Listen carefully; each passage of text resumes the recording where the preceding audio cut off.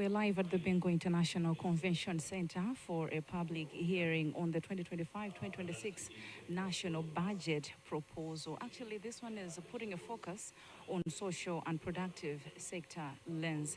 It is for this reason that Parliament of Malawi had to partner with other players in the sector, because when you talk about social and productive sector lens, it is a broad sector. So the focus is actually going on sectors that are to do with social protection, health, education, and other programs such as early childhood development, child protection, and social sectors, to be specific. Just a reminder on the roles of Parliament. It is actually legislative, it is representation and oversight, budget inclusive. So this is the time that Parliament does come to play in as far as the budget is concerned. Remember, the budget is a process that starts from a certain stage to another stage. And at this point, we're in the cluster committee stage of the budget, where the cluster committees are looking at the budget vote by vote, scrutinizing vote by vote allocations that went to different MDAs. This is ministries, departments, and agencies of government, in a way to see that the allocations that have been given to these MDAs, are they enough? What are they intended to achieve? What activities are they going to cover? Is there need to put more funds, or maybe it is supposed to be as it is? All changes that need to be made to the budget before it passes in Parliament are done throughout the process. So just to take us through the process itself, well, before the budget is presented in the House, Ministry of Finance does conduct public hearing, actually consultations with various stakeholders across sectors in the country, to listen or to hear or to pick in aspirations or maybe expectations that the various sectors do have when the budget is coming. After that, the budget is presented in the House by the Minister of Finance, having collected all the expectations from the sectors that they consulted. And from there, the House deliberates on the budget. And this is the time that we are at. This is the second week of cluster committees, where committees are put into different clusters, considering the roles that they do play. So in total, Parliament now does have 10 clusters that are looking at different areas, different sectors, different MDAs, the allocations that were given to them by the Ministry of Finance in the 2025-2026 budget proposal. So after the scrutinization of the budget vote by vote, parliamentarians do go back to the House to report. This is the time that they do compile everything else that they have gathered in the consultation meetings that they conducted. They report back to the House, and after that, they look into it. If there are things that they're supposed to take over, things that they're supposed to put into consideration, it is done at that particular time. That is before the budget itself passes. So as I indicated, we're in the second week of the budget, actually cluster committee meetings budget. And these are the same actually stakeholders that Minister of Finance did meet earlier for the budget consultations, and today Parliament has partnered with National Planning Commission, NPC, United Nations, UNICEF, Plan International, Action Aid, World Vision International, Save the Children, Economic Association of Malawi, ECAMA, EU, the Government of Ireland, NGO, CCR, just to mention a few. And these are some of those that look at the social and productive sector lenses. As I indicated earlier, this is to do with education, health, social protection, and this falls within three actually a cluster committee of Parliament that looks at the same, and this is the education, health, and social and community affairs sector. And this event today has brought together people from across sectors. We're seeing the academia, we're seeing people from members of the general public just coming to play a part or play a role, to listen, to hear, to give their inputs to the same. And looking at the program today, we are expecting presentations from different members, different sectors that are coming today. We're expecting a panel discussion that is going to involve members of Parliament and other stakeholders that are also present here today. We should expect plenary that is going to also be a chance where ideas will be exchanged, insights are going to be given, and deliberations are going to be conducted, just to make sure that at the end of today, when this Parliament goes back to the House, they are going to have a really rich, compiled report, having gathered everything, all insights, and everything else that they need to gather from all sectors across the country. A budget is not just for Parliament, it is a document, it is a policy document that affects how the country is going to run, the economic affairs of the country, how they're going to go about. So the Minister of Finance presents the budget, yes, in the House, just to give a picture of how government plans to spend the public purse, how government plans to unfold its economic plans for a country like Malawi. And in this case, we're expecting that the House will go back to the House next week. Actually, Parliament will go back to the House next week to give reports from all the cluster committees that have been meeting, 10 in total. And from there, the next stage is what we're going to see. After reports, then the House still goes back deliberating on the budget, adopting some of the things that they're supposed to from the meetings that they conducted, from the reports, the recommendations of the reports that were given, and then it goes like that until the passing of the budget itself. Tikulandireni kuno ku Bingu International Convention Center tsiku limene nyumba ya malamulo komanso ndi anthu ena makamaka mabungwe ena osiyanasiyana komanso maiko ena osiyanasiyana amene ali m'dziko la Malawi lino kugwira ntchito zawo monga United Nations, dziko la Ireland pamodzi kubwera ndikuzafuna kuunika kodi ndondomeko ya chuma cha 2025-2026 yakonzedwa motani, izinthu zikuyenda motani komanso zinthu zikhale motani. Mongofotokozerapo kunena kuti budget ndondomeko imeneyi akamati akapereka nyumba ya malamulo sikuti zimangotheka kuti apereka amene apenekera kuti mwina chuma cha dziko chiyende motere ndi mmene zitakhalire, komano unduna woona za chuma umakhalanso ndithu pa ntchito yoona kapena kumva kuchokera ku magawo osiyanasiyana mmene mwina magawo amenewo akufunira kuti kodi zinthu zingayendere mdziko muno. Zikatero pamene nduna yoona za chuma imabwera nyumba ya malamulo ndikudzafotokozera ku mtundu wa Malawi kuti kodi boma lakonza zotani kuti kodi zinthu zikhala motani pa nkhani yokhudza chuma cha dziko. Pamenepo nde akapereka ndondomeko imene nyumbayi timaona nyumba ya malamulo ndithu kupita ma cluster committee kapena kuti makomiti a nyumba ya malamulo amagawa kuti akathe kukambirana kapena kukumana ndi anthu okhudzika amene agawiridwa ndalama mndondomeko ya chaka cha chuma cha boma. Nde akatero amakhala akuunika ngati ndalamazo zili zokwanira, ndalamazo zifune kuonjezera kapena ngati pangafunike kusintha kwa mtundu ina uliwonse. Akachoka pamenepo aphungu amabwereranso nyumbayi ndikukapereka malipoti kuchokera ku ma cluster committee amene amakumana nawo nkumaunika ndondomeko ya chumayi gawo ndi gawo kuti kodi zinthu ziyende motani chitsogolo.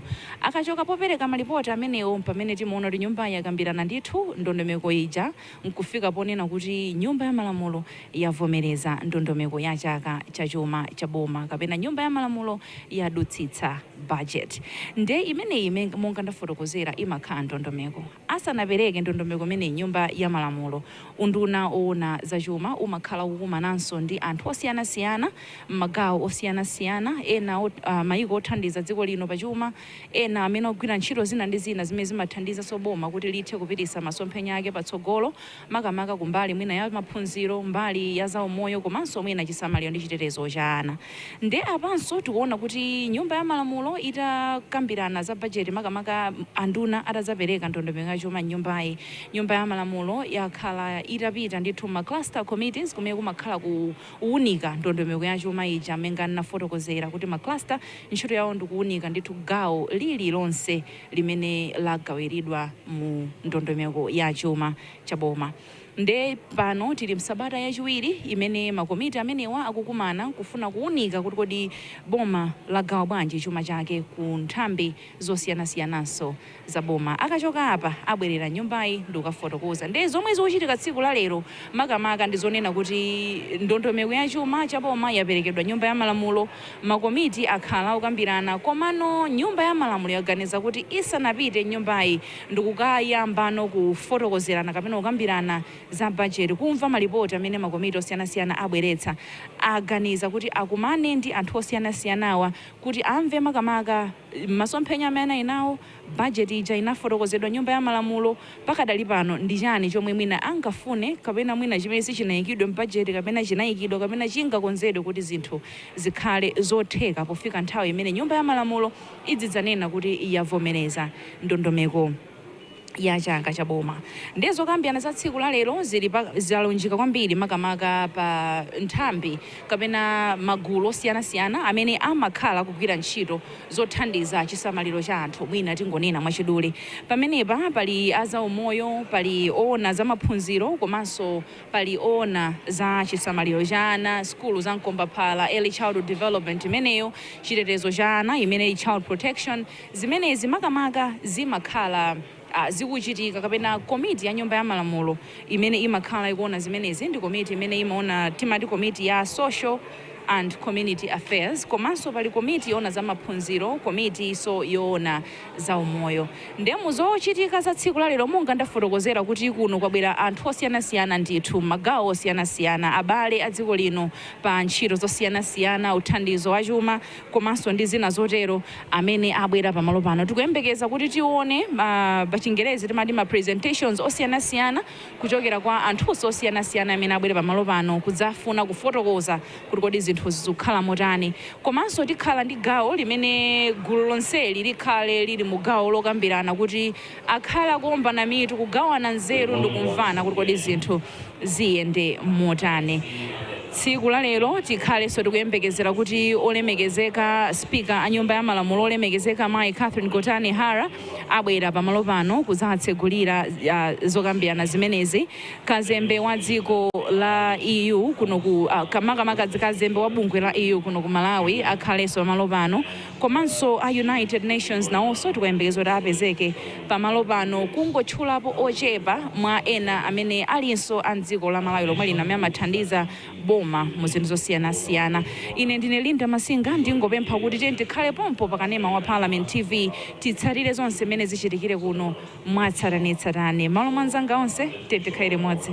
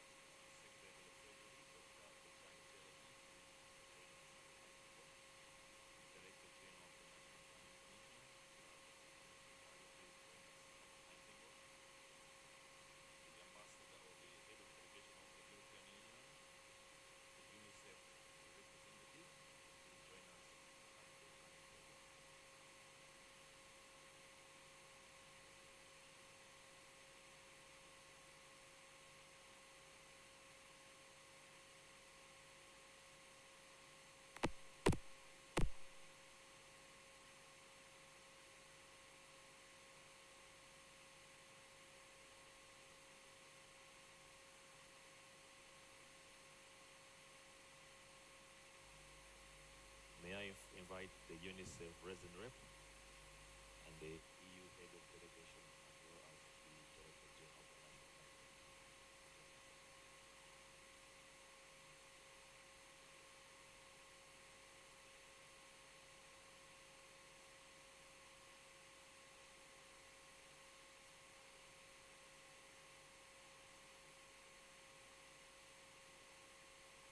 ST, if you could sit right next to me.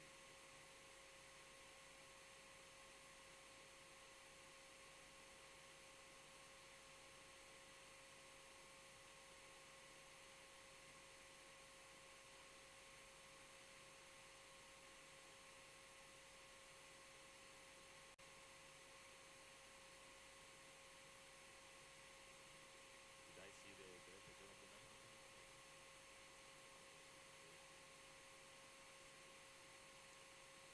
Thank you very much.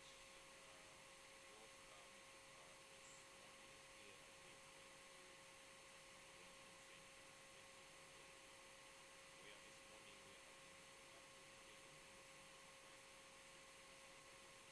2025-2026 social and productive sector lens. And the public hearing will be held under the theme Strengthening Inclusion and Resilience towards Malawi 2063. So before we go into the program, let me first introduce myself. My name is Tom Kante from the National Planning Commission, and I'll be moderating the event this morning. We'll start with a prayer, and after the prayer, we'll do then also we'll go into alignment of the national budget of the Malawi 2063, a presentation that will be done by the National Planning Commission before we break and return with a panel discussion, then a plenary session, then official closing remarks. We should be done at least with the official closing remarks latest by 2 o'clock. So first of all, I would like to invite Honorable Dr. Ben Piri, MP, to come and give us the opening prayer.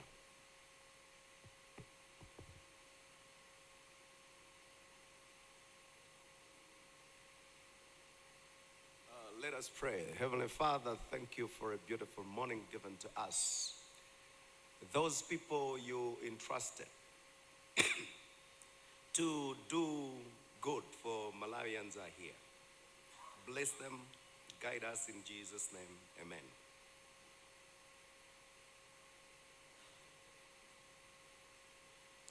Thank you, Honorable. Just to also mention that we are live on Mibawa TV and also on the Parliament TV, but also on several social media pages of various organizations. Before we do introductions, allow me to recognize the high table, and first of all, let me recognize and welcome the presence of our guest of honor, Honorable Aisha Mambo Adams, the second Deputy Speaker of Parliament. Welcome, Honorable. The Secretary to the Treasury, Professor Bechani Cheleni. Welcome, ST. The Director General of the National Planning Commission, Dr. Thomas Muntali. Ambassador Arun Skinebach, Head of Delegation of the European Union in Malawi. Gerrit Maritz, Resident Representative of UNICEF in Malawi. We have got, I haven't seen her, I don't know if she's here, but we have Honorable Gladys Ganda, the Chairperson of the Budget Committee of Parliament. Honorable Savio Kafwafwa, MP, the Chairperson of the Social Welfare Committee in Parliament. Honorable Rachel Mazombwe Zulu, MP, the Chairperson of the Women's Caucus in Parliament. Honorable Dr. Matthew Ngwale, MP, Chairperson of the Health Cluster in Parliament.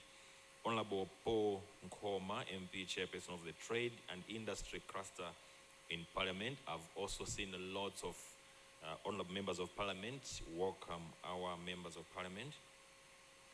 I've seen the Vice Chancellor of the Malawi University of Science and Technology, Professor Adres Malata. Welcome, Prof. Senior government officials present.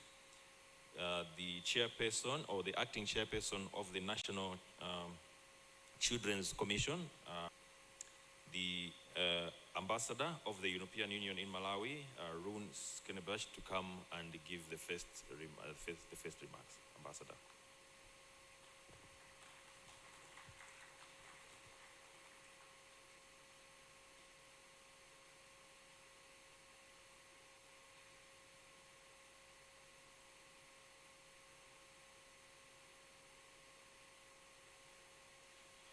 Thank you so much.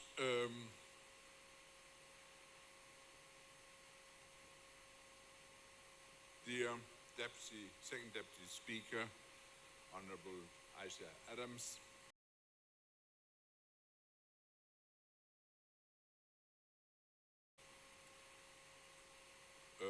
Chairperson of the Children's Commission, Mr. Benedicto Canomo, Director General of the National Planning Commission,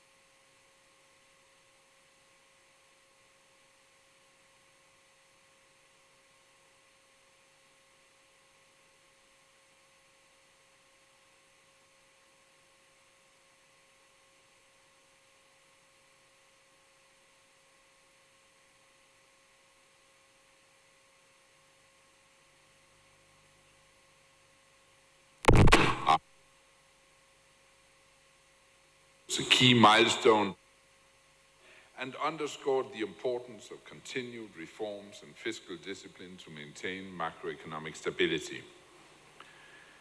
Given the magnitude of today's macro 26 budget presents a decisive moment in addressing ongoing socioeconomic difficulties. Additionally, inflation, which has surged to 32% in 24, continues to erode the purchasing power of Malawians. The Reserve Bank's monetary policy efforts must be complemented by prudent fiscal management to prevent excessive deficits that could exacerbate debt-related pressures and undermine economic stability. In particular, monetary financing of the deficit must cease to control money supply and prevent spiraling inflation.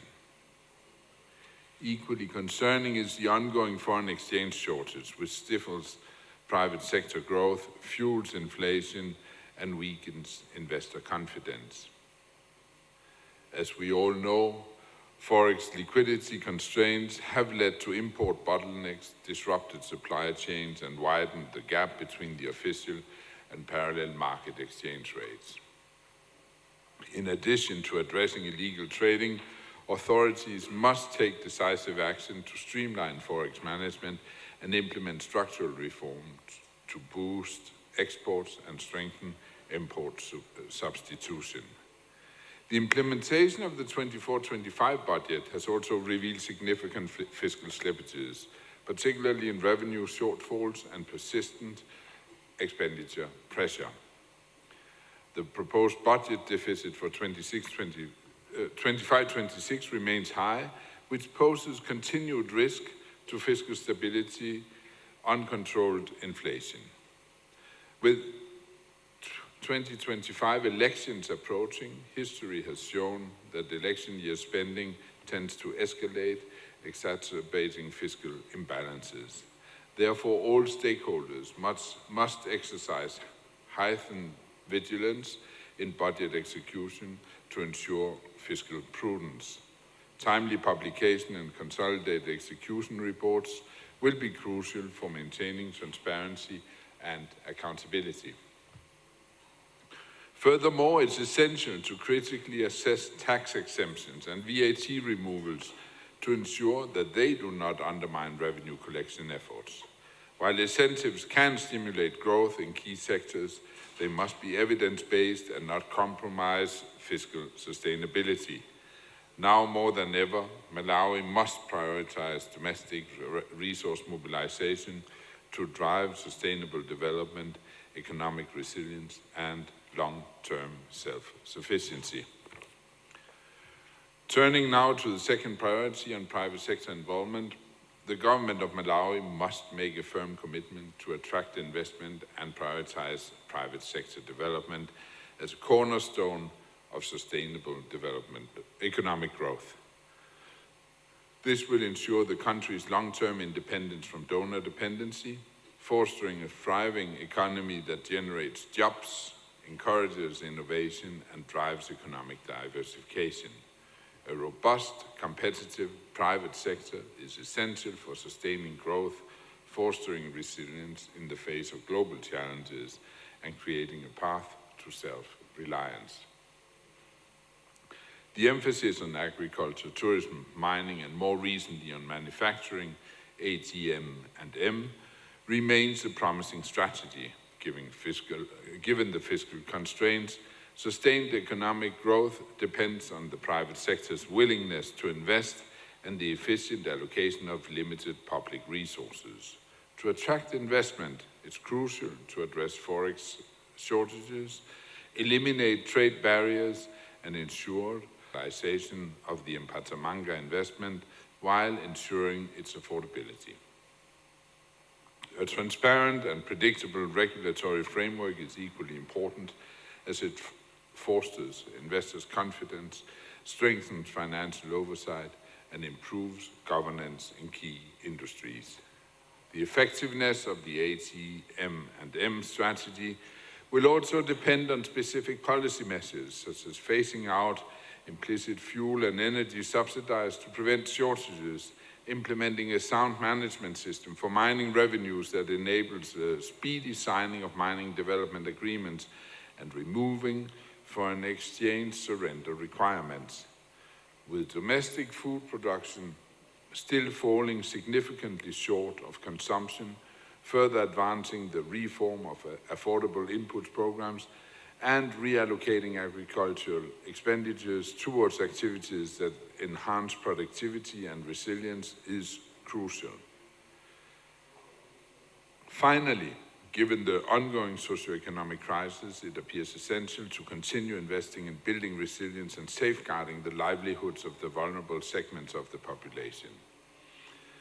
This public hearing usefully focuses on social sectors, acknowledging their importance in achieving sustainability and prosperity. Building resilience means ensuring continued investment in education and skills, social protection, and health and nutrition, as well as environmental sustainability and climate resilience. These are all areas essential for building human capital, reducing inequality, and promoting social cohesion. More particularly, strengthening social safety nets, such as the Social Cash Transfer Program, and implementing policies like the Disaster Risk Management Act are critical steps towards building resilience. Distinguished guests, in 2025-26 budget is presented a crucial opportunity to steer Malawi towards sustainable development. However, its success hinges on strong accountability, transparency, and the political will to ensure proper execution and implement necessary reforms that enhance service delivery. The budget is not merely a fiscal document, it's a reflection of the nation's priorities, values, and aspirations. Its analysis must be conducted through the lens of inclusivity, equity, resilience, and sustainability.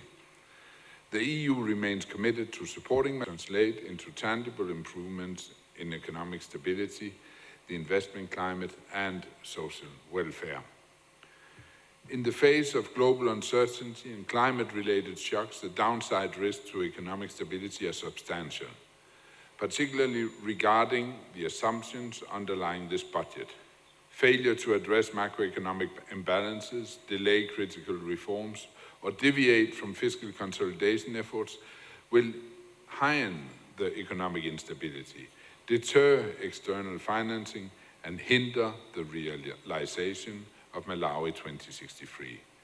It's therefore imperative that the government, the parliament, and key stakeholders act with urgency and determination to prevent further deterioration. In closing, I encourage all present here today to engage in this open, constructive, and result-oriented discussion that will advance our shared commitment to the economic stability and growth in Malawi. Let us ensure that the 2025-26 budget serves as a catalyst for real transformation, grounded in the principles of partnership, solidarity, cooperation, and shared prosperity. Apologies for making such a long speech, but there's a lot of things to be said, and I hope that they will all be reflected in our discussions today. Thank you. Sikomo Kwambiri.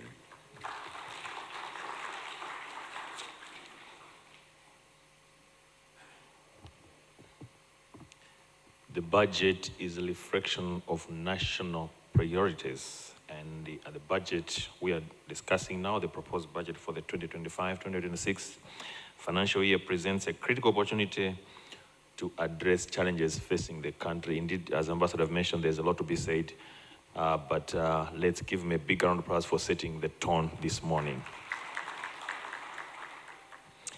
At this juncture, let me invite the UNICEF Malawi representative, Gerrit Maris, to come and give his remark. Good morning, colleagues. Second Deputy Speaker, Honorable Aisha Adam, Honorable Chairpersons of the Parliamentary Committees, the Chair of the National Children's Commission, Benedicto Kondoe. So nice to see you again with us on children's issues.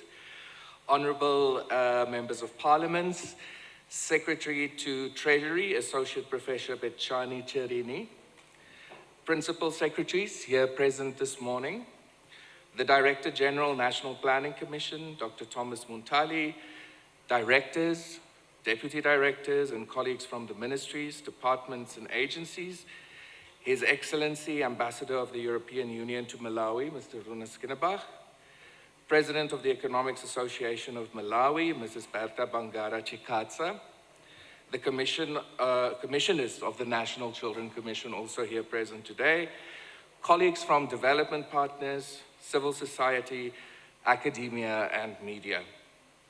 Distinguished guests, what a great day every year for Malawi to look at the budgets and to make sure that they align to the national agendas in development, but for us as UNICEF, also on children's rights. Let me also take this opportunity to recognize the generous championship of the European Union on children's issues, not only when it comes to social protection and public financing for children, but to children's rights as a whole. It is a pleasure to represent UNICEF here this morning at the 2025-2026 Social Sector Public Budget hearing organized by Parliament. Honorable Speaker, I want to thank the leadership to supporting the government of Malawi in its efforts to improve the quality of investments in the social sectors. This is underpinned by sustainable and accountable public finance management systems, as outlined in the Public Finance Management Act of 2022, and complemented by a well-functioning decentralized architecture. These are important as we strive to ensure that national budget processes reflect our joint commitment to public financing for children, and more importantly, children who are at risk of being left behind due to poorly funded and poorly implemented national budgets. Please allow me to highlight a few key points from the proposed 2025-26 national budget. As will be presented later in this session, The allocation for essential social services has increased from 31% of the total budget in 2024-2025 financial year to 33% in 25-26. This is to be commended. UNICEF also applauds the government of Malawi for prioritizing allocations to key social sectors benefiting children. In particular, I'd like to highlight the education, health, social protection, child protection, and water and sanitation sectors. We look forward to translating these allocations into actual disbursements during the implementation of the budget once it is approved or it is passed. Of particular note is devolving the budget to early childhood development to local councils, which an allocation of 350 million Malawian kwacha. UNICEF and other child rights stakeholders have long advocated for this issue. Devolving more sectoral resources to local councils align with the decentralization agenda outlined in the 2024 National Decentralization Policy. Given that local councils deliver the bulk of the social services, they must receive a fair share of available resources, particularly during fiscal constraints. In this context, UNICEF encourages the government to accompany fiscal devolution with efforts to strengthen district planning processes and budgeting frameworks.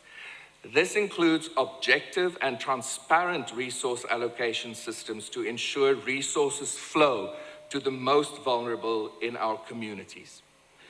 We remain committed to supporting the government in implementing the National Decentralization Policy and its operational guidelines and budgeting frameworks. This includes the transparent resource allocations. In collaboration with the Ministry of Local Government and other line ministries, we want to ensure that the efficiencies in these processes ultimately benefit children. UNICEF also recognizes and welcomes the increased allocations for child protection programs under the Ministry of Gender, Community Development and Social Welfare, including for the National Children's Commission. However, more resources are needed, as the current allocation of 160 Malawian kwacha per child, which is just under 10 US cents, is inefficient to effectively address the many forms of abuse, exploitation, violence, and neglect faced by children in the country. UNICEF believes that with better allocation and efficient management of resources, we can prioritize the needs of children more effectively within the existing budget. As the government of Malawi implements the budget, we encourage the Treasury to protect approved social sector budgets from significant cuts, especially during the mid-year budget review process. The Treasury must ensure the actual and timely disbursement of allocated budgets. This needs to be safeguarded at the mid-year review to ensure continuity and effectiveness of the efforts to promote the rights and well-being of every child in Malawi. In addition, it is critical for the government of Malawi to ensure that the delivery mechanisms for social protection programs are shock responsive and that cash plus interventions are institutionalized and a part of regular programming to increase household resilience. Honorable members, you may be wondering why UNICEF continues to call for increased investment in the social sectors, despite the positive trends we are seeing. I want to emphasize that investing in social sectors is smart economics. For example, current evidence suggests that each dollar invested in quality early childhood development yields a return of between $6 and $17 in economic benefits that individuals, families, and society enjoy. It is investments in human capital, the country's future and its development, an investment that fuels the prosperity envisioned in Malawi 2063. Without such investments, the government cannot improve the welfare of its children and human capital. UNICEF deeply values the decisive engagement of the Parliament of Malawi, particularly the budget clusters and the committees. in deliberating social sector issues. We encourage stronger coordination with the National Children's Commission, which is mandated by the National Children's Commission Act of 2018 to oversee all matters related to children in the country. Thank you, honorable members, for your continued support and commitment to these efforts. We look forward to fruitful deliberations. Together, we can work towards securing a sustainable and prosperous future for every child in Malawi. All children deserve a future that the government prioritizes, and the leaders elected by their communities to prioritize their well-being through parliamentary mechanisms that are transparent and accountable. I thank you, Zikomo Kwambiri.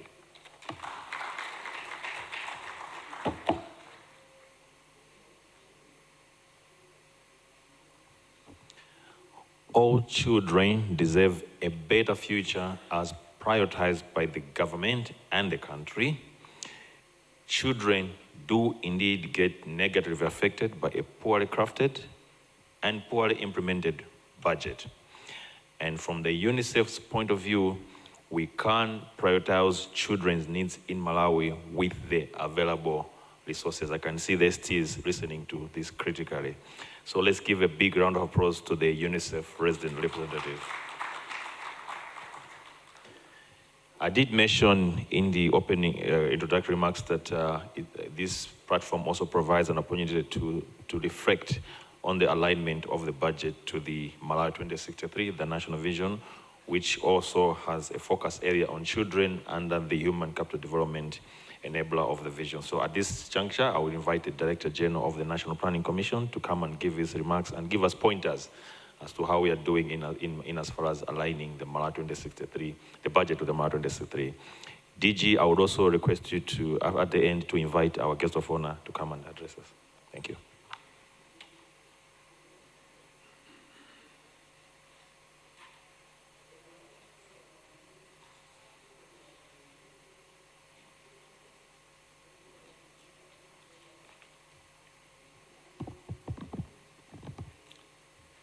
The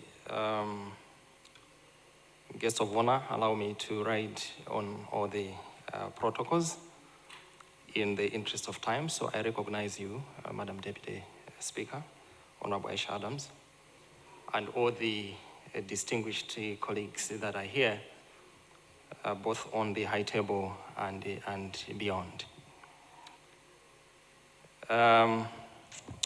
It's a pleasure to be here to say this. A few words in reaction to what is emerging on this very important event.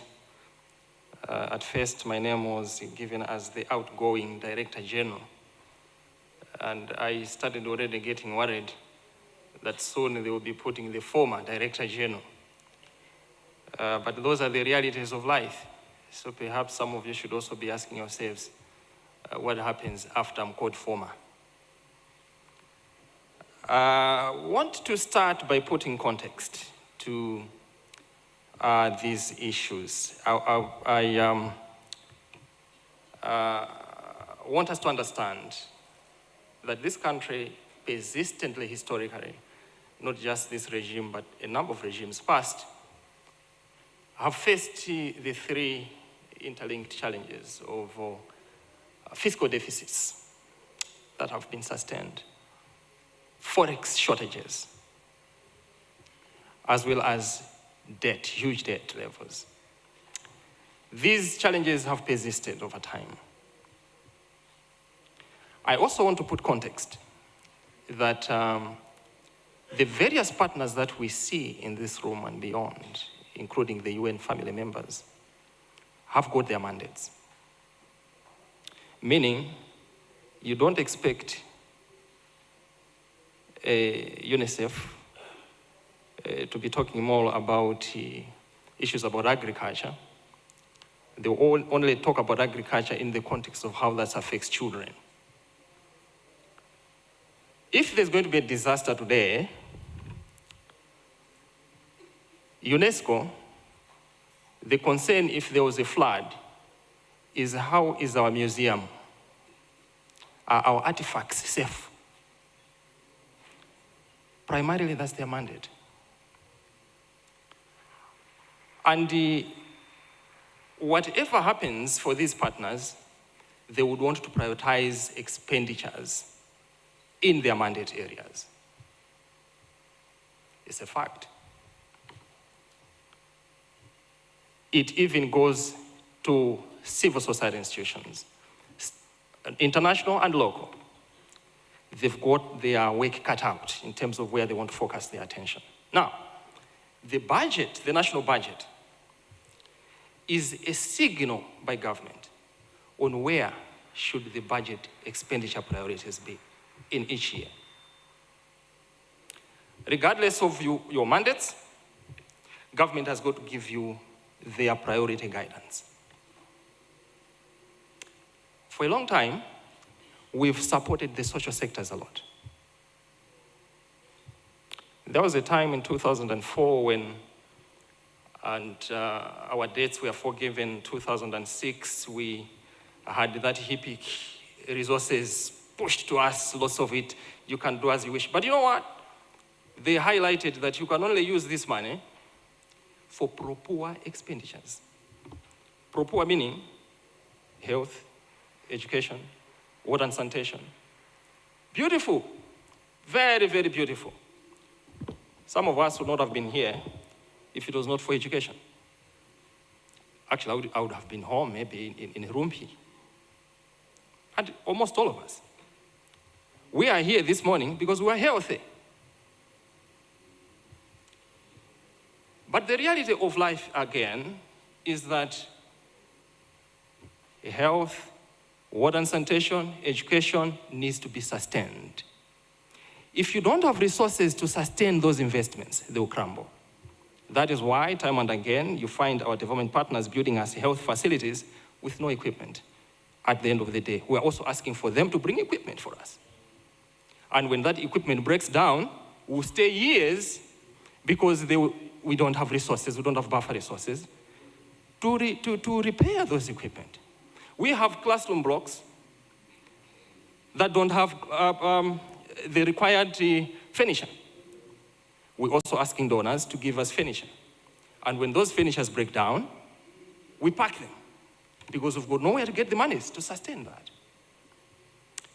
We have seen in this budget efforts to say, can we begin to reverse that there has to be some kind of balancing?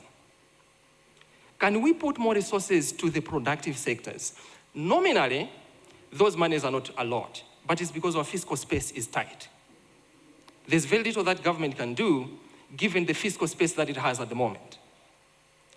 But for you to increase expenditure in mining and tourism by over 100% is a good signal that you are saying it is time for us to create wealth so that we can primarily fund our development needs by ourselves.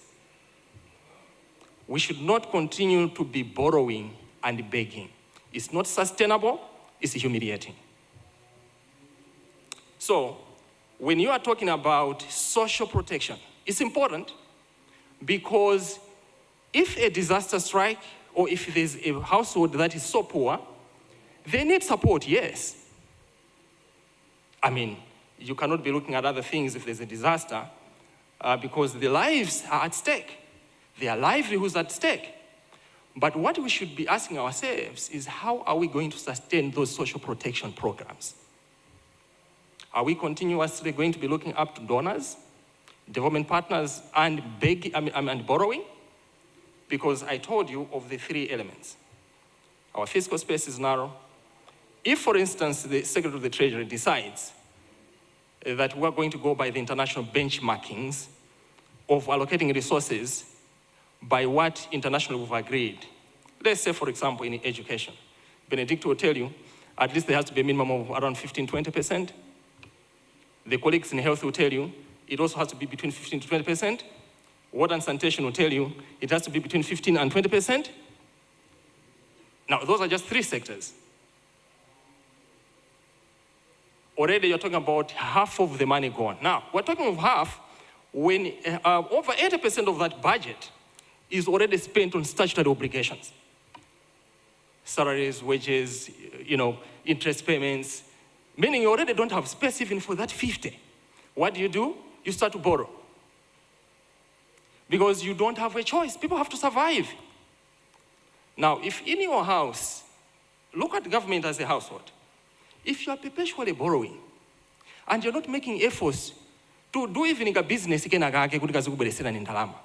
think something is wrong with you. You can't keep on relying on your uncle and others and aunts and to be giving you money all the time. Here's a budget that is trying to make that effort. Now, I think the issue we should be looking at in terms of the social protection or health, social sectors, is how do we balance up to make sure that productively we are over time generating resources that will be helping us to sustain these social sectors. If we continue to get to follow 100% the mandates of the development partners, we'll be where we are forever. That's why in our vision, and I'm saying this because I'm outgoing, so I'm not fearing anything. That's why in our vision, it is clearly set wealth creation and self-reliance. We have said inclusive because we don't want to make sure that we don't want to make the wealth created to benefit a few. So we're saying inclusive wealth creation, but underlying wealth creation and self-reliance. It was not by default, colleagues, it was not by default. It was by design. And you can attest to what now is happening through the Trump administration. It's now going to be happening through the British policies. It will be happening through Europe. Now they're coming together more stronger. They want Europe to be greater than America. America wants to make itself greater. China will soon be wanting to make itself greater. Where will you and me be standing? We will lose out big time. We need to also make Malawi great.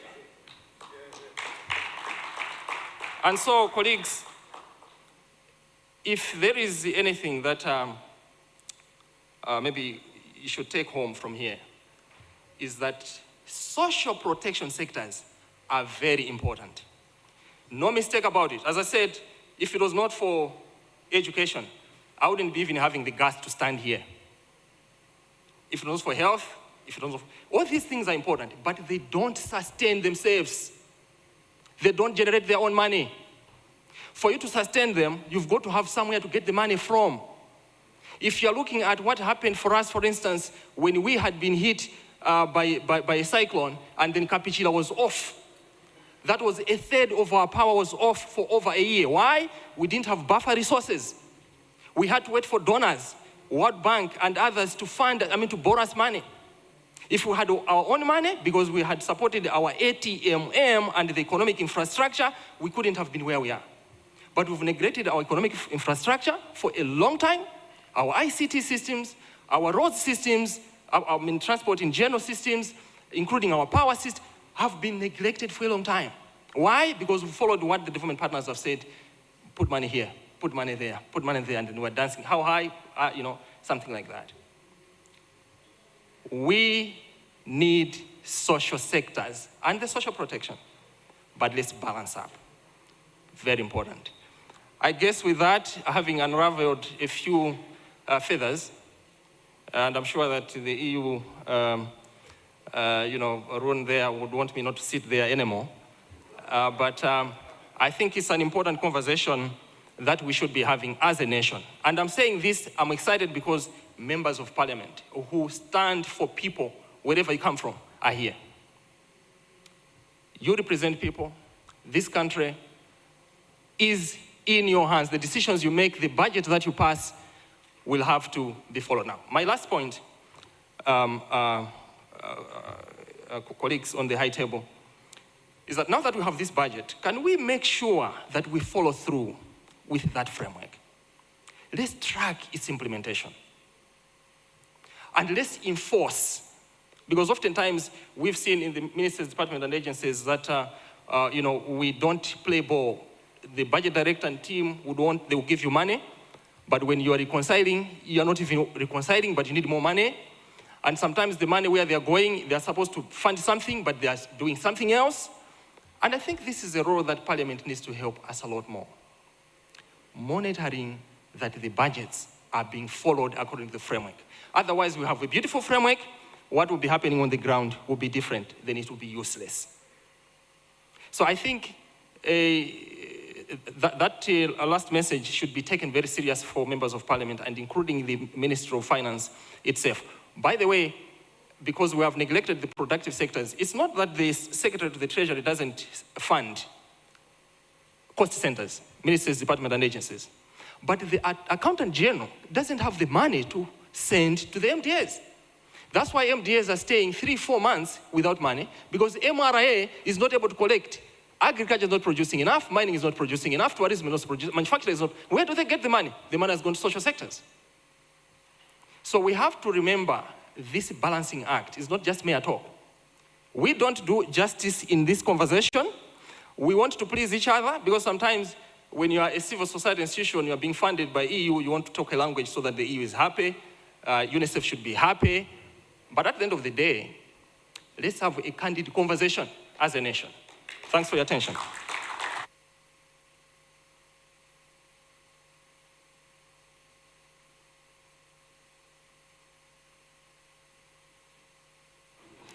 The DG was so passionate. I will not emulate him because me, I'm not going to the Commonwealth.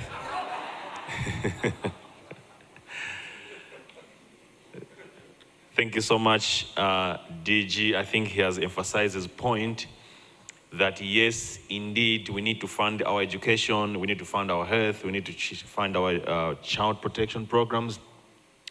But let's also focus on making the money, because we need the money to fund those sectors. We cannot continue relying on donors, and we cannot continue relying on borrowing to finance our social sectors. I would like us to give him a big round of applause.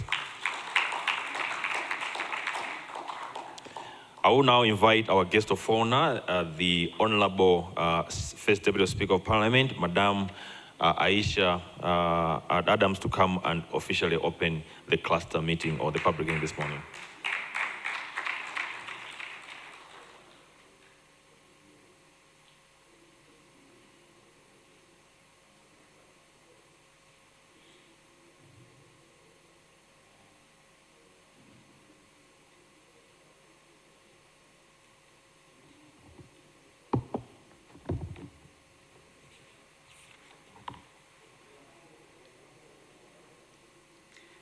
The Ambassador, European Union, Mr. Ron Skenberg, the Director General, National Planning Commission, Dr. Thomas Muntari, UNICEF Malawi Representative, Mr. Garrett Maritz, Mr. Benedicto Kondowe, Chair of the National Children's Commission, Secretary to the Treasury, Mr. Bechan Chereni, Honorable Chairpersons of Parliamentary Committees, Governor of the Reserve Bank, Principal Secretaries, Development Partners, members from the civil society, the academia, distinguished guests, ladies and gentlemen, good morning.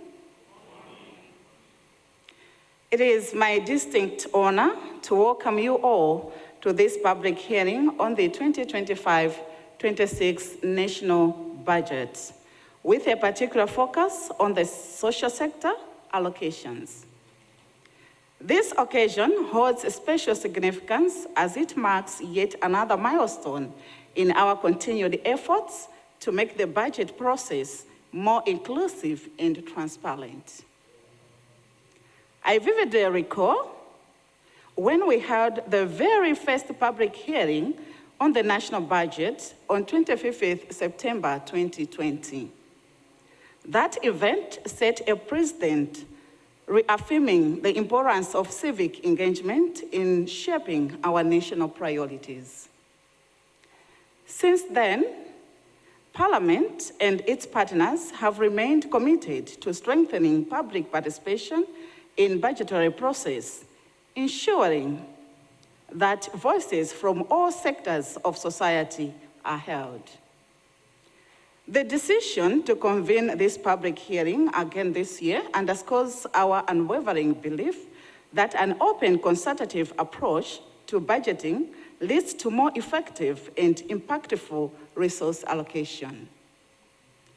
I extend my sincere appreciation to the organizers of this important event, Parliament, UNICEF, the National Planning Commission, and our civil society partners for their invaluable commitment to fostering democratic governance and civic engagement in the budget process. What makes this year's hearing even more significant is that it will be the last one before the next general elections to be held in September this year.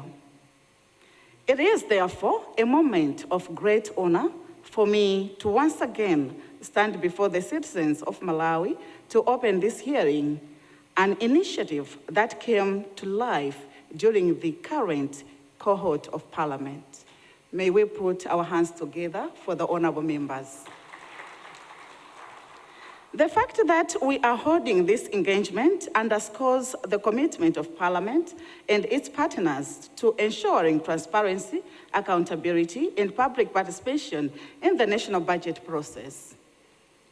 The national budget is not merely a financial document with numbers. It is a declaration of our shared priorities, a roadmap for development, and a statement of our unwavering commitment to improving the lives of all Malawians. As Parliament, our duty is to ensure that the budget is people-centered, aligned with our national vision, Malawi 2063, and structured in a way that promotes sustainable development, social protection, and economic resilience. As we begin this dialogue, we must acknowledge that the 8.05 trillion budget has been prepared against the backdrop of harsh economic challenges, constrained fiscal space, and growing social demands. The road ahead, therefore, requires us to make strategic and well-informed budgetary priorities. Today's deliberations focus specifically on budgetary allocations on social sectors, education, health, social protection, and child welfare. Investment in these sectors is key to human capital development, which is the bedrock of any sustainable economic development. Today's public hearing is a testimony to our commitment to open participatory governance. It is an opportunity for citizens to gain a deeper understanding of the budget processes, seek clarifications, and provide recommendations on resource allocation. We must work together to ensure that funds allocated to social sectors translate into tangible improvements in the lives of Malawians. The voices heard here today through the civil organizations will not go unnoticed. The inputs gathered from this hearing will inform parliamentary budget deliberations starting next week and policy recommendations to ensure that we are making decisions that reflect the will and aspirations of the people. I hope the issues of food, production, and forex will be given a priority.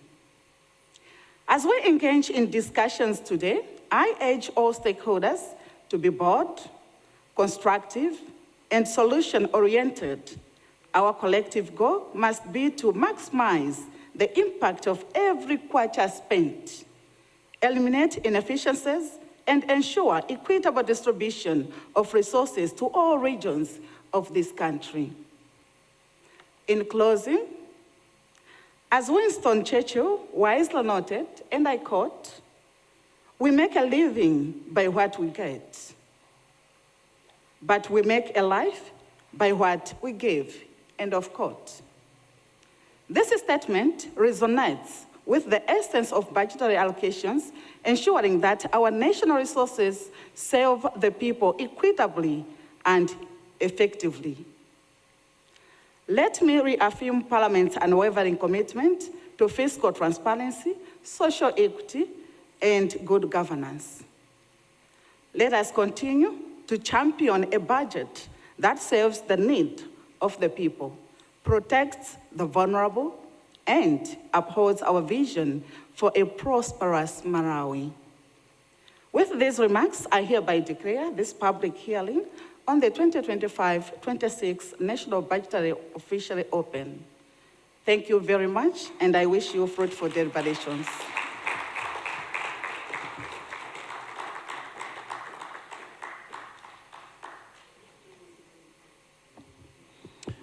Thank you very much, our guest of honor, for officially opening the meeting, the cluster meeting this morning, with emphasis on the need for the national budget to serve the people effectively and equitably.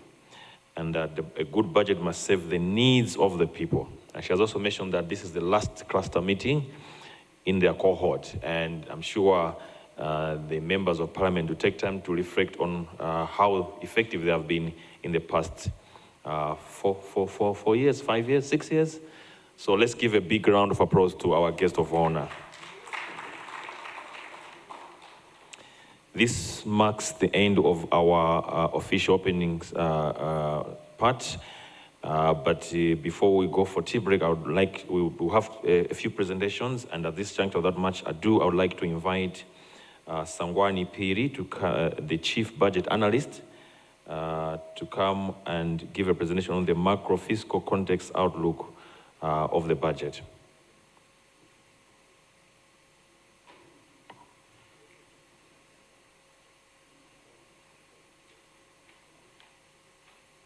I hope our high table will be able to see the, okay.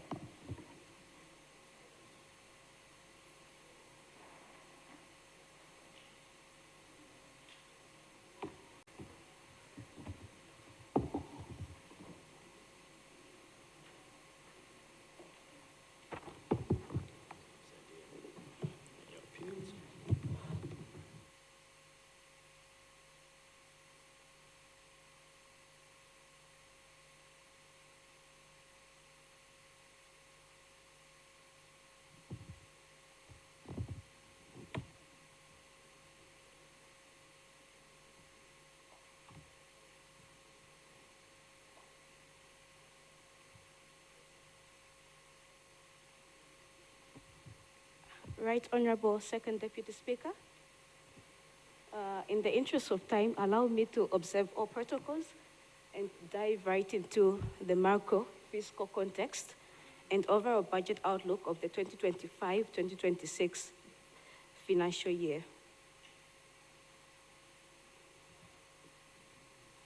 In terms of presentation outline, I'll walk you through the trends in growth rates, the monetary developments, external sector performance, and revenue and expenditure trends. Right Honorable Second Deputy Speaker, the global economy grew by 3.2% in 2024, and it is projected to grow by 3.3% in 2025, showing a slight improvement from the 3.1% which was recorded in 2023. Sub-Saharan Africa, Right Honorable Speaker, as you can see on that graph, is projected to grow at 4.2%, which is an improvement from the 3.8% recorded in 2024. Advanced economies are projected to grow at 1.9%, whereas emerging markets are still hovering around 4.2%. Compared to Sub-Saharan Africa, the domestic economy is projected to grow at a lower rate of 3.2%, which is around or closer to the world output of 3.3%. Right Honorable Speaker, allow me to take you a bit closer to home. As you are aware, Honorable Speaker, The Malawi Vision 2063, under the first 10-year implementation plan, set out Malawi to grow by 6% for the next 10 years if it is to achieve a lower middle income country by 2030. Currently, Madam Speaker, the GDP growth in the economy is still subdued, but the economy needs to grow by 6%, plus 6%. Moving on to the monetary sector, inflationary pressures remain strong, driven largely by food prices.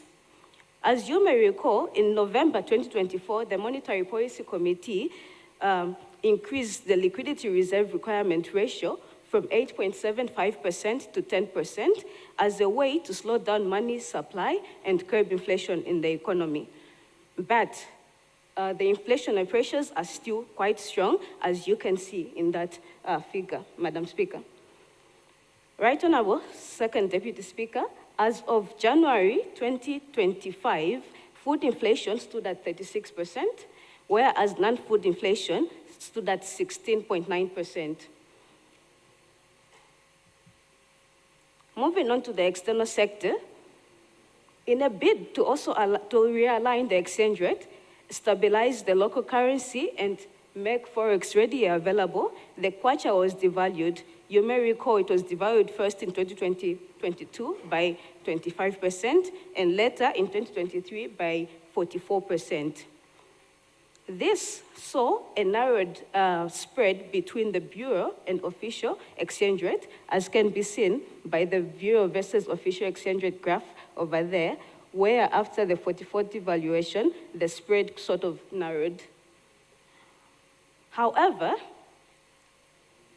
reportedly, the spread between the parallel market rate and the official rate is still growing, and currently the kwacha on the parallel market is trading at more than the dollar, is trading at more than 3,000 kwacha. As of February 2025, the dollar was trading at 1,749 kwacha on the official rate, and the pound is trading at 2,257. In terms of official reserves, Right Honorable Second Deputy Speaker, as of December 2024, the import cover stood at 0.6 months of import cover, which is way below the adequacy ratio of 3 months of import cover.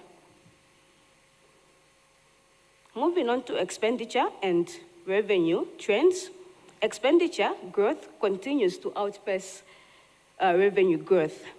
Expenditure in the current proposed budget stands at 8.051 trillion, which is a 33.3% increase from the 2024-2025 expenditure, while revenues are projected at 5.578 trillion, which is a 20.6% increase from the previous year.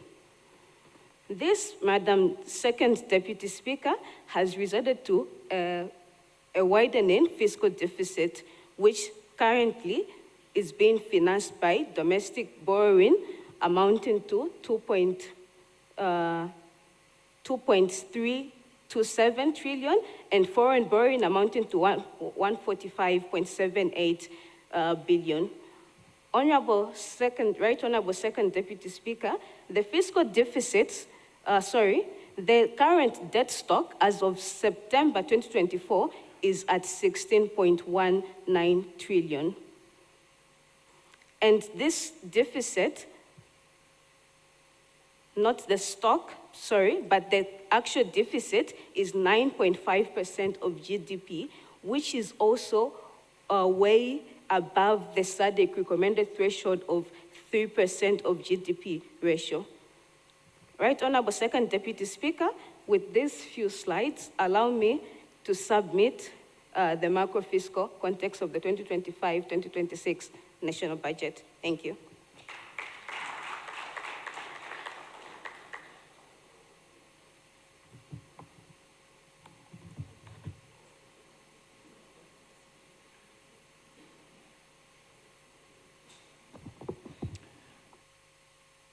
Thank you, Sangwani. She is actually from the Parliamentary Budget Office.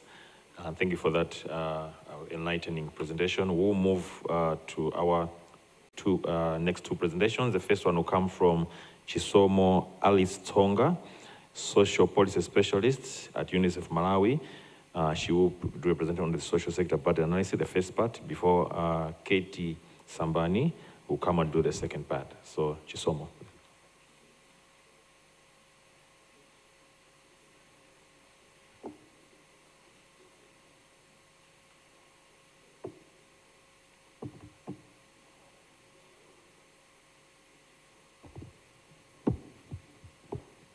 Thank you very much, Right Honorable Speaker, Deputy Speaker, thank you. All protocols observed. As mentioned before, I'll be taking you through an analysis of the social sector. So I will kickstart looking at three specific sectors: education, social protection, and WASH. So of particular interest for the 25-26 budget is that the overall total of the total government expenditure that has been allocated to the social sector has increased from 31% in the 24-25 to 33.1% in the 25-26 financial year. But as already mentioned before, we see that debt servicing costs are taking up quite a huge portion of the total government expenditure at 27%, which is much higher than what is going to the individual social sectors. So public debt service remains the largest expenditure item in the national budget, ahead of all allocations to the key social and economic sectors. So looking at the graph, we see that the education sector has an allocation of 16.6%, followed by health at 9.2%, social protection at 3.8%, and WASH at 3.5%. So going into the social protection sector, for the 2025-26 financial year, we see a substantial increase in the allocation from 213 to 308 billion, an increase of about 45%. So this is the nominal increase. But if we factor in inflation, in real terms, the increase is at 13%. So in the social protection sector, of interest is the Climate Smart Public Works Program, which has received 141 billion, and the social cash transfer at 97 billion. So these are the major allocations within the social protection sector. And another budget line that is of interest is the Affordable Input Program, which has an allocation of 131 billion, higher than the total allocation that is going to the social cash transfer program. So looking at the proportion of the social protection to total government expenditure, we see an increase from 3.5% to 3.8% in the 25-26 financial year. So looking at this proportion to GDP, from 1.1% to 1.2%. But it's important to note that this increase is largely driven by donor funding. So the social protection budget, 95% of it is actually being financed by donors, while about 5% is what is coming through from government. So looking at the government contribution to the social cash transfer program, we see an increase from 41 billion to 4.5, from 4.1 billion rather to 4.5 billion in the 2025-26 financial year. So this is also driven by donor funding, and it is important to note that government needs to establish a sustainable financing structure, looking at the evolving donor financing landscape to establish efficiency and as well as consistency in financing of the social protection programs in the medium as well as to long term. So looking at the education sector, The education sector has seen quite a substantial increase in allocation from the previous financial year by approximately 50% in nominal terms. In real terms, the increase is at 16%. So we're moving from 895 billion to 1.3 trillion in the 25-26 financial year. So if we look at a deeper analysis into the numbers, we see that this growth is mainly driven by salaries and wages, specifically for primary school teachers, which is under the local councils, and as well as an increase of 33.7% that is going to public universities and college under. Despite these improvement in investments, we see that the allocation is falling short of the international benchmarks. But looking at the trend over the five past financial years, we see that for the 25-26, there's quite a substantial increase, moving to 16.6% from around 14.8% in the 24-25 financial year. So the rising public debt service actually remains a major constraint in investments to human capital, with quite a huge chunk of resources going towards public debt service. So just to provide a further analysis of the education budget, for basic education, we see there's an increase from 48% to 50%. Secondary education has decreased slightly from 13% to 11%. And tertiary education, as mentioned before, there's quite a substantial increase from 27% to 32%. And an area of note is the ECD, which has, in terms of proportion, has reduced from 2.3% to 2%. However, this is despite overwhelming evidence that shows that it is critical to invest between the years of 0 to 5% to see that there's an improvement going forward in terms of productivity. So looking specifically at early childhood education, the budget has increased in nominal terms by 24%, from 20.9 billion to 26 billion in the 2025-26. So government contribution has moved from 703 billion to 974 billion. So the Ministry of Gender has also devolved about 350 million from for ECD budgets to local councils. An allocation of 350 million has been devolved. However, the ECD budget remains heavily donor funded to the Investing in Early Years project, where about 92% of the total ECD budget is being financed through the World Bank project. So just an area to take note. So moving on to the WASH sector. So the WASH sector, we see an increase as well in the allocation from 205 billion in the 24-25 to 285 billion in the 25-26 financial year.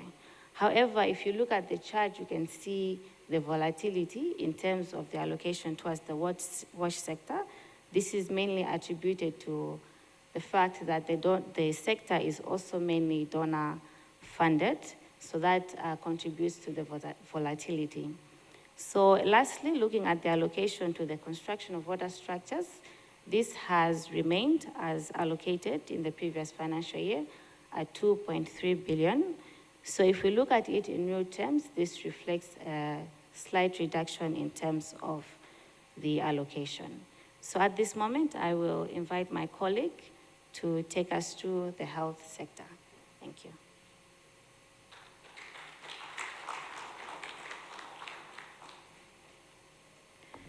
All protocols observed. I am Katie Sambani, and I'll take you through health, child protection, as well as allocation to local councils.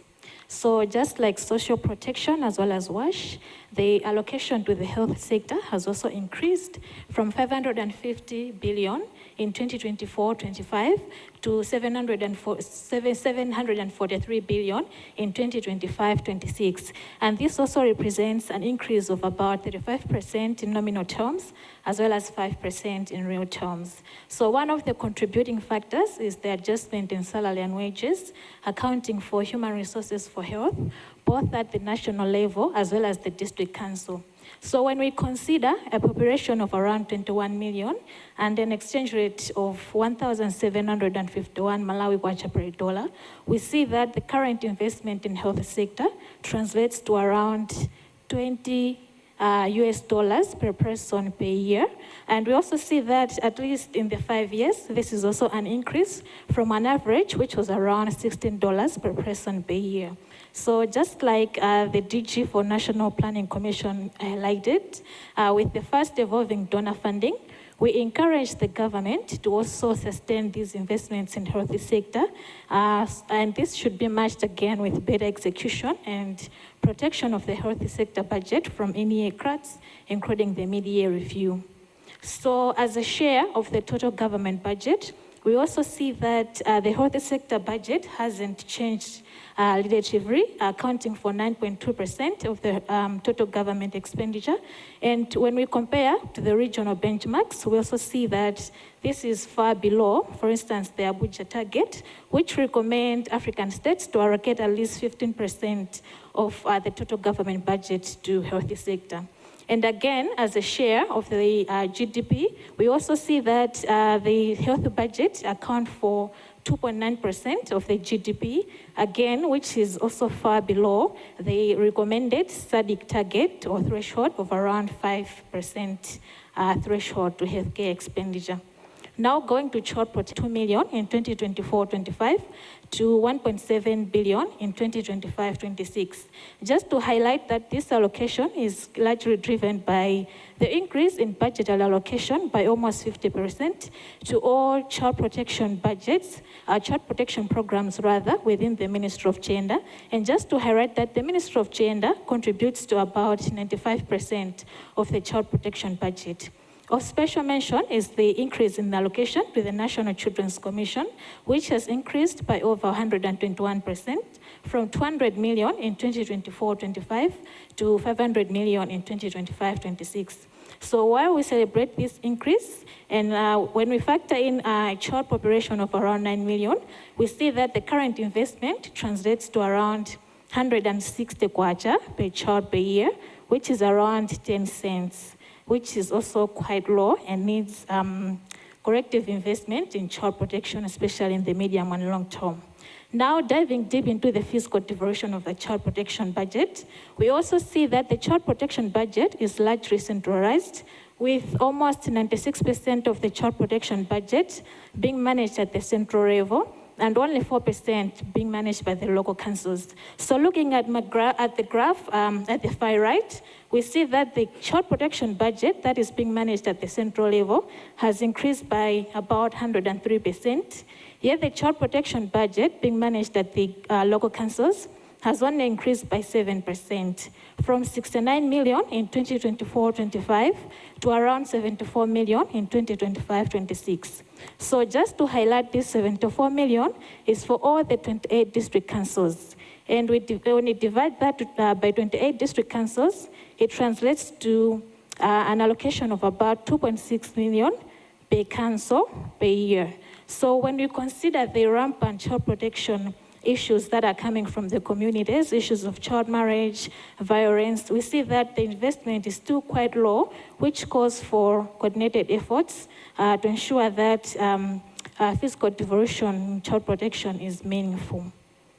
So now going into the fiscal decentralization, we commend the government for deepening its focus on decentralization, and evidence. This is evidenced by the rolling out of the National Decentralization Policy, which was launched in 2024. We also commend the Ministry of Local Government as they're in the process of developing the operational guidelines, just to ensure that the National Decentralization Policy is governing the decentralization architecture in Malawi. However, there is a missing piece. We don't have the legal framework guiding the decentralization in Malawi. So the Local Government Act is still being finalized, and this is our plea to our honorables to fast-track the process with the Ministry of Local Government and the Ministry of Justice, just to ensure that we have the legal framework to further strengthen the decentralization process in Malawi. We also thank some ministries that are, after the launch of the National Decentralization Policy, that are also finalizing their fiscal devolution, just to ensure that there's effective decentralization processes in Malawi. So case example is the Ministry of Gender that has already finalized their devolution plan, and they are about to roll out in all the district councils. So going into how much is being allocated to the district councils, we also see the government making steady progress in terms of the increase in allocation to district councils. For instance, from 2024-25 to 2025-26, the allocation has increased by 39% in nominal terms, from 707 billion to around 984 billion. However, in real terms, this allocation translates to an increase by 9%. We also commend the government for devolving some of the budget lines that are also improving service delivery to the at the local level. For instance, the drug budget within the Ministry of Health, the nutrition budget, as well as the Poho Fund budget. But then when we factor in inflation, as well as the currency depreciation, we actually see that these budgets are actually not increasing, rather they are declining. And also this has a bearing in terms of service delivery at the local level. Just like the DG for National Planning Commission highlighted, local councils are also facing delays in funds disbursement with an average of up to 2 to 3 months. So for instance, in 2024-25, most councils would stay 2 to 3 months without receiving funds. And also this had a bearing in terms of service delivery.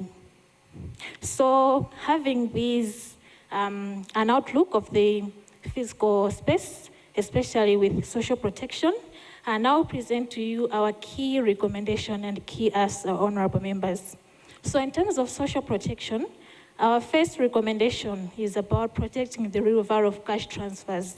So considering the economic situation that we have, and to ensure that the various social protection mechanisms, including the cash transfers, are meaningful, it is important to protect the real value of the cash transfers.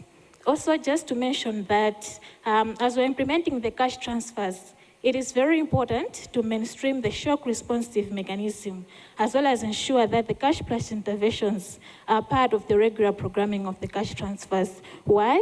This is important to ensure that there is increased household resilience, accounting for the current economic as well as climatic shocks that are also affecting the households. So again, considering the donor landscape that we have, we also urge the government to develop a comprehensive social protection financing as well as sustainability strategy. This is a sure way of ensuring that we have sustainable mechanisms of our social protection mechanisms, or rather programs, in case donor priorities shift.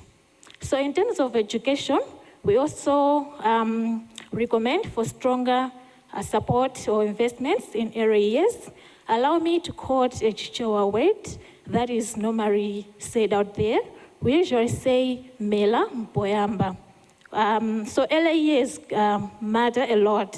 So we also, this morning, recommend that we have to strongly support investment in early years for us to ensure that we build a human capital development that is able to advance the Malawi 2063 moving forward. We also appreciate or acknowledge rather the fiscal limited space. So when it comes to health, our recommendation this morning is for the government to prioritize investment in primary health care, as this is the bedrock of the primary health system. So in terms of local councils, as I have already highlighted, that the government is now prioritizing fiscal decentralization with more resources being transferred to the local councils. So capacity building is very key. So this morning, one of the recommendations is for the government to strengthen the district planning process in terms of budgeting as well as expenditure. So this should also be governed by resource allocation frameworks. When it comes to child protection, we also encourage our honorables to ensure that there are effective mechanisms of tracking and monitoring, especially the utilization of the child protection budgets. So this should also include the National Children's Commission. Overall, as I highlighted earlier about the in-year cuts as well as the mid-year cuts, we also urge the government, particularly the Ministry of Finance, to protect the social sector budgets from these in-year cuts. That also includes the mid-year review. So this is also should be accompanied by actual and timely disbursement of funds to local councils guided by the approved budgets, while strengthening the absorption capacities of run ministries. And we believe with these few recommendations, we're going to improve the social sector spending, as well as the execution of the budgets, while we're improving the the welfare of the child. Thank you so much.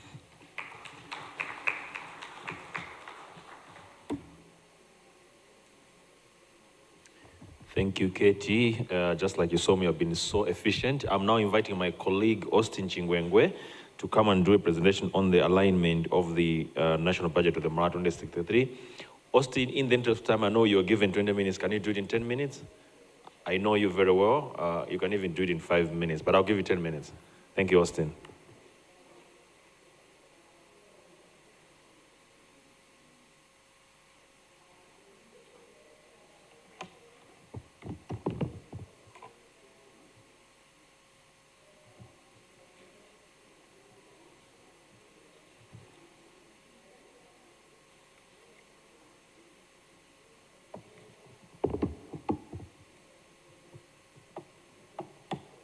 Austin is the monitoring and evaluation manager at the National Planning Commission.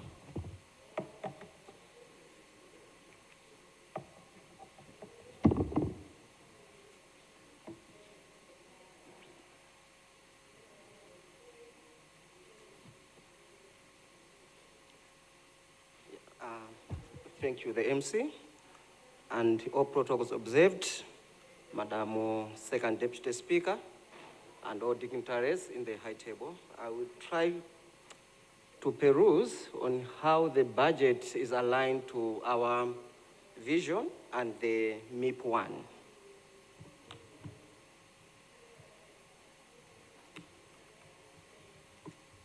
So, National Planning Commission, in collaboration with the ECAMA, analyze the budget to see how it aligns to the MIP1 and see what does it says with regards to developing our economy.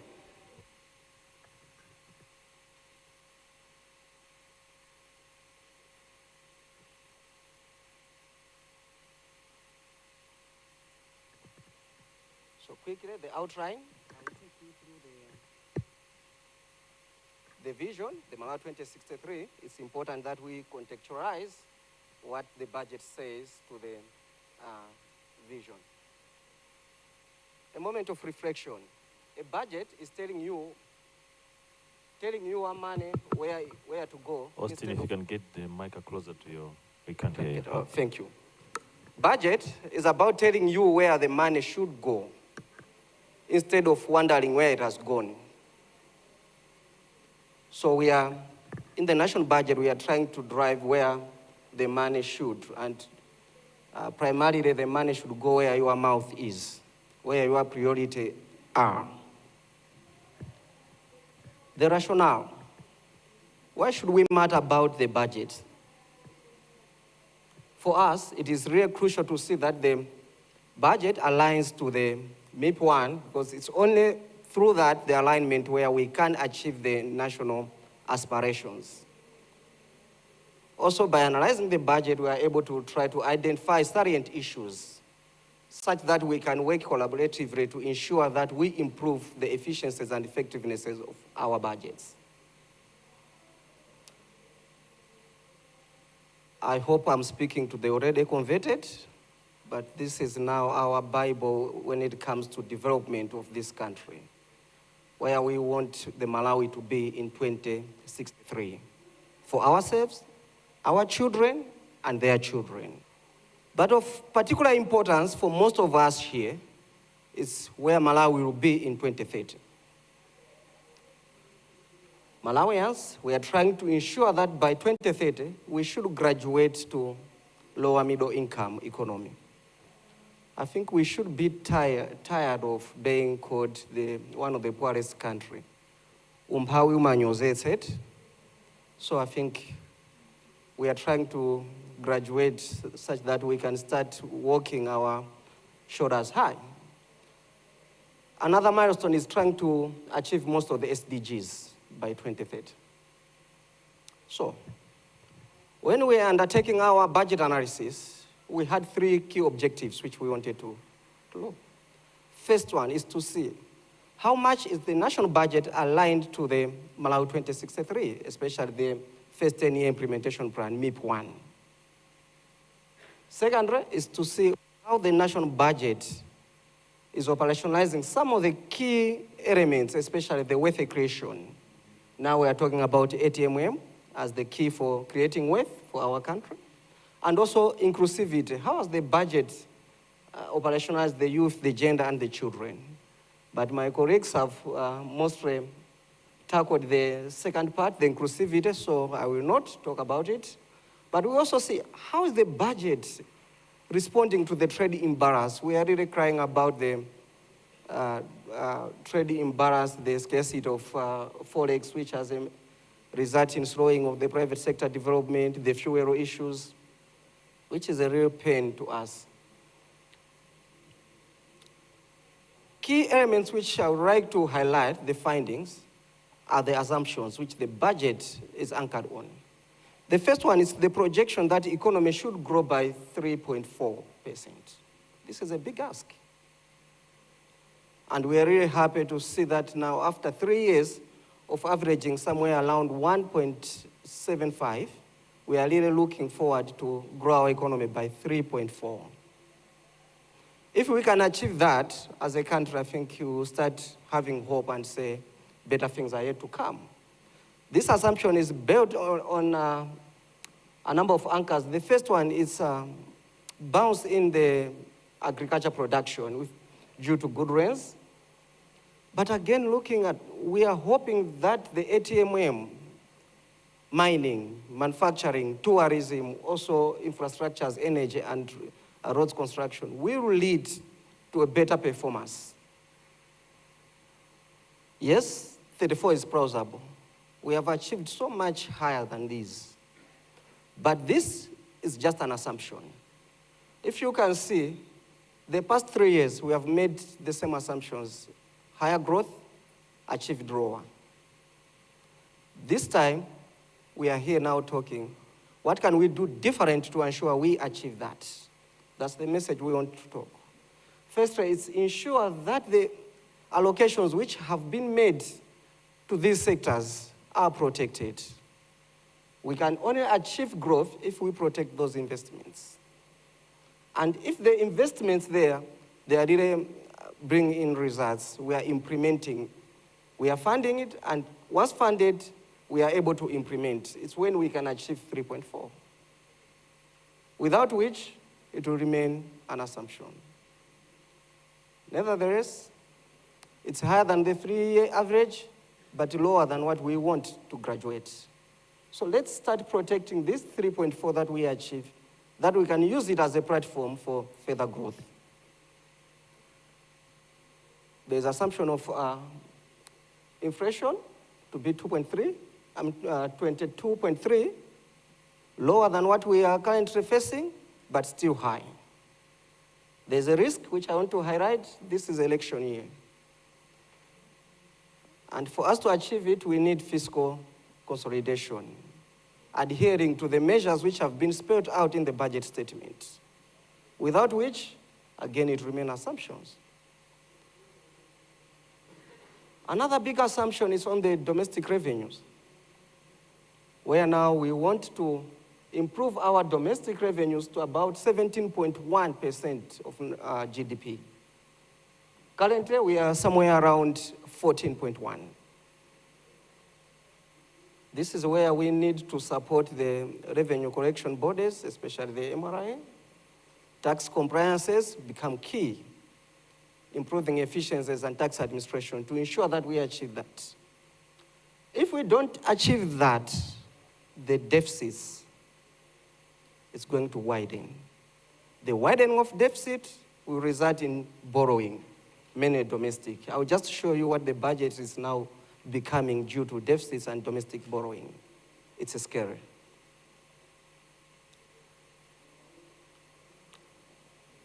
Key. I was talking about deficits. It persists. It now stands somewhere around 9.6% of GDP. This is way too high for us. You can see that now, due to the increasing deficits, our interest payments, they're coming to 2.2 trillion, about a quarter of the budget. And this is more than the development budgets.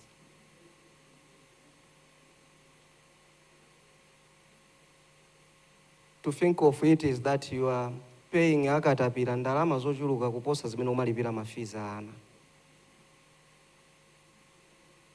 It's just worse. Secondly, we can look at share of capital financing.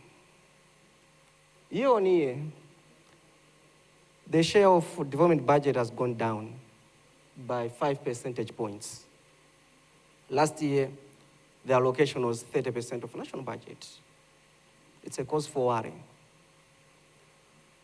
But there's a good news. You can see that part 2 for development budget, which is being financed by government, has grown faster than what we receive from development partners.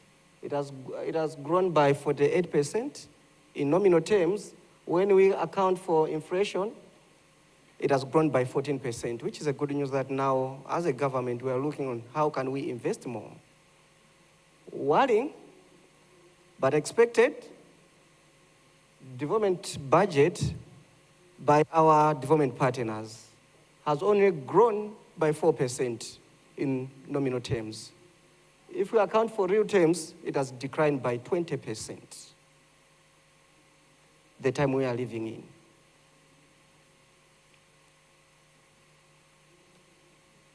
The share for productive sector remains low.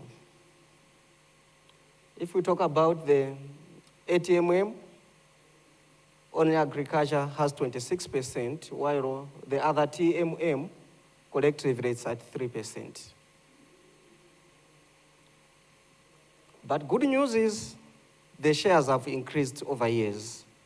And if we compare year to year, some of them have increased over 180%, especially for tourism and mining, which is a good news. It shows the intentionality of government to really reboot our productive sectors. And it's only through investment in productive sector that we can develop as a nation. Alignment to MIP1. A lot of efforts and reforms are being done to ensure that budgets are aligned to MIP1. Unfortunately, the alignment has remained at pillar and enabler levels, where some of the catalytic interventions or focus areas, outcomes, which are really critical to ensure that we graduate our economy by 2030, are underfinanced or not financed. This calls for us to ensure that when we are allocating to agriculture, industrialization, some of those critical areas are being financed to operationalize them. Developmental philosophy, we have seen now government taking lead in ensuring that it collects some of the market failures within the economy, especially with the operationalization of the MDC, which is a game changer, and which can now conjure the private sector to ensure that the private sector can go and start invest where there are gaps. This is something which we have to applaud the government for taking leadership and ensure that we have a leader in the private sector to ensure investment. There's a mega farming, mining, green belt, and ADMAC, also some of the institutions which are championing the developmental state philosophy. So quickly, to see how the budget overall is being composed. You can see that statutory payments, interest payments mainly, is now more than the ORT. Even combined development part 1, which is by development partners and government combined, we are paying a lot on interest payments.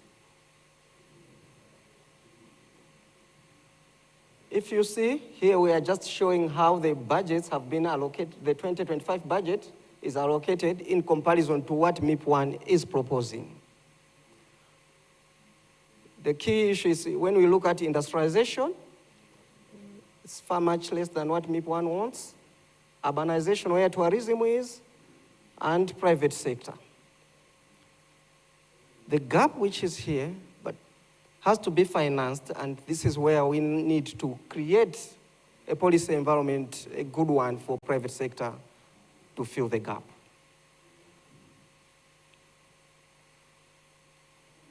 I will quickly jump these ones. These are Peter and Nebra specific. I'll go to trade imbalance, where we are as a country. Now we are operating somewhere around 2.3 billion US dollar in negative, which is a huge gap. And this is the main cause for the forex scarcity in the country. It has to be addressed. We had to see, quickly to see what are our main exports. I mean, this should be our, yes, this should be imports.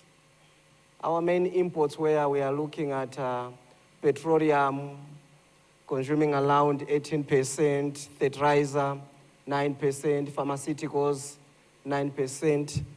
These are the things which is draining most of our forex. And when you go to the exports, I think there was the heading there is a bit wrong, but here we have the imports. Where do we earn our dollars? As country, about 54 is coming from tobacco, sugar, and tea.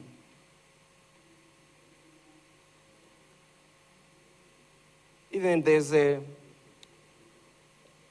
campaigning for tobacco, but it remains our main forex earner.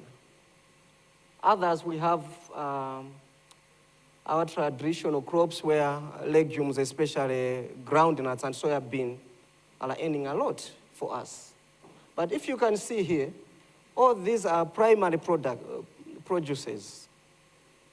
We are not manufacturing enough to earn duty-free. So, how's the budget aligned to this? Because we are looking at the best way is increase your exports and minimize your imports. Has the budget sent strong signal that we can now start minimizing our imports?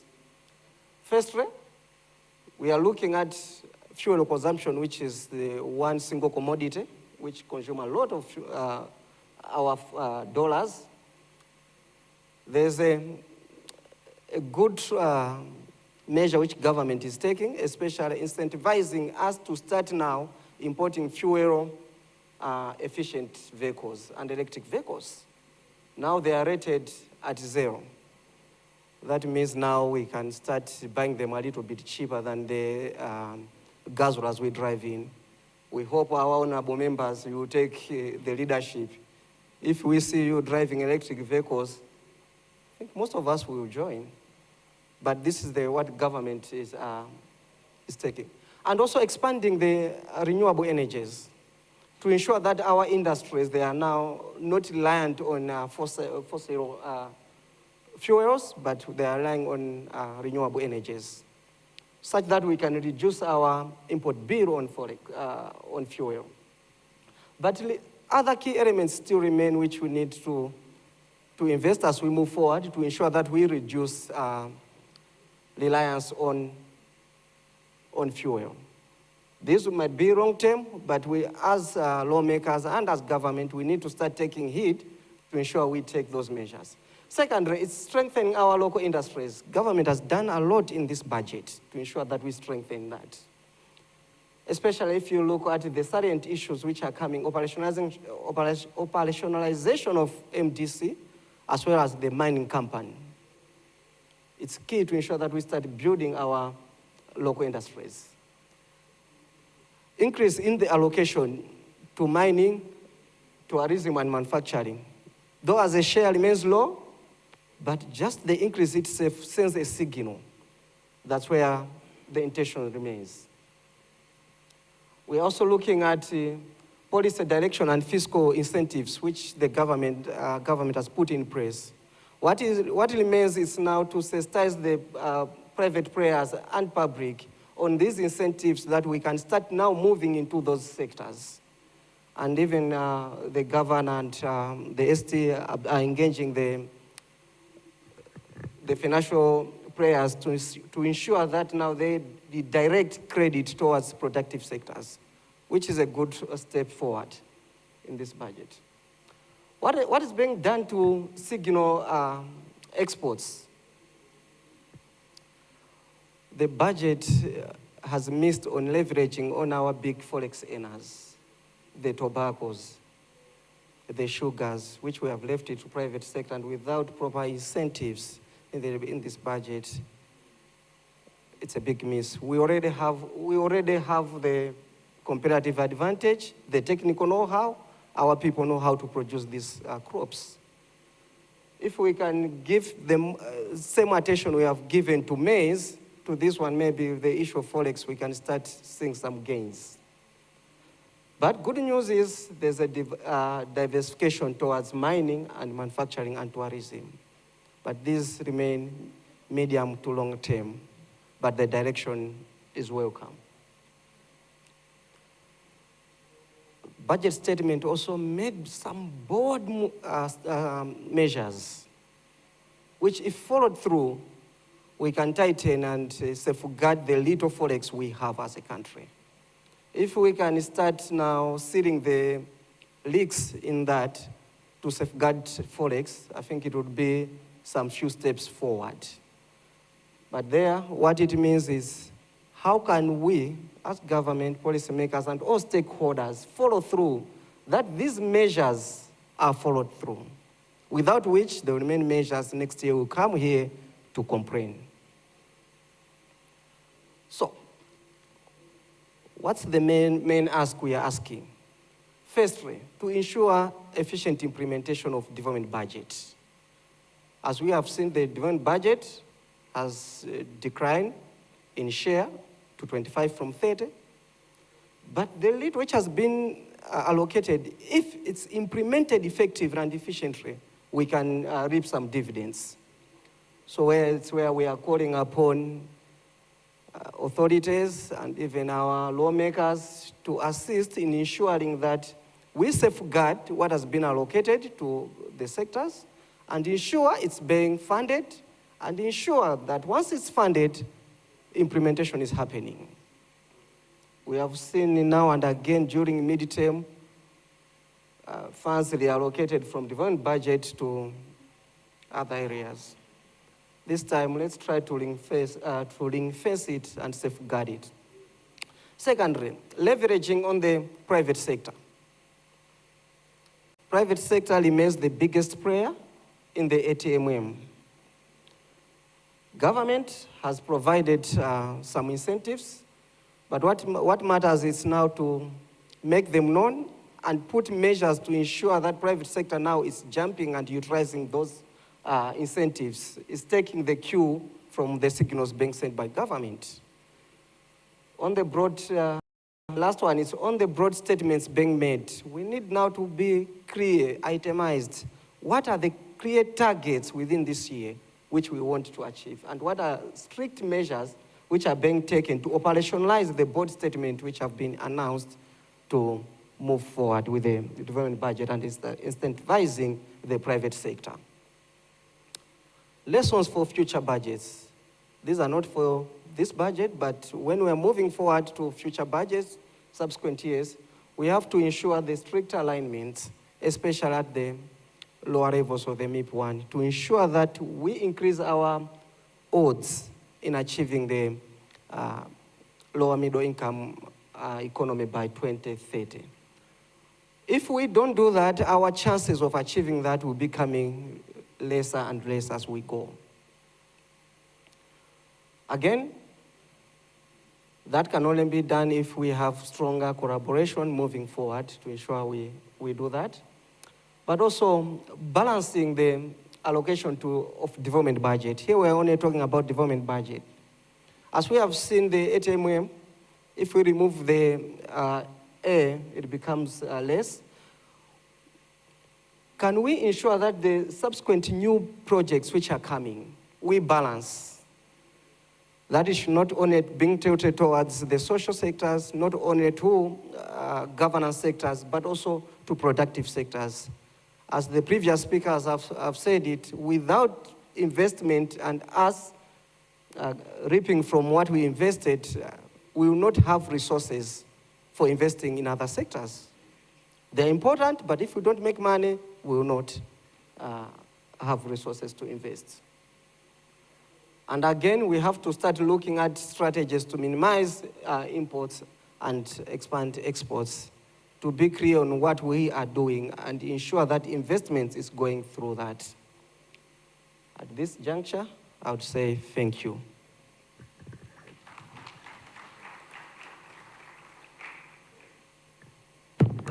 Thank you, Austin. You have tried your best. I saw you skipping the slides, so thank you so much. This is now the end of our first part of the program, and we're now moving to the health break and the group photo. So can we all quickly move outside, just outside the Chigondis, is that correct? Is that just outside, so that we have the group photo, then we quickly have tea.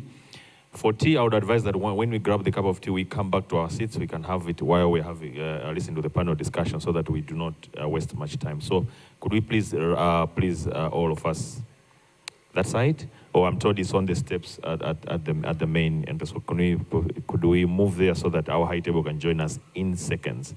Thank you so much. I would propose that we return here latest at 11:30. So we have 10 minutes to grab our cups and come back to our seats. Thank you so much. The door has been open here, so we can quickly move out. So.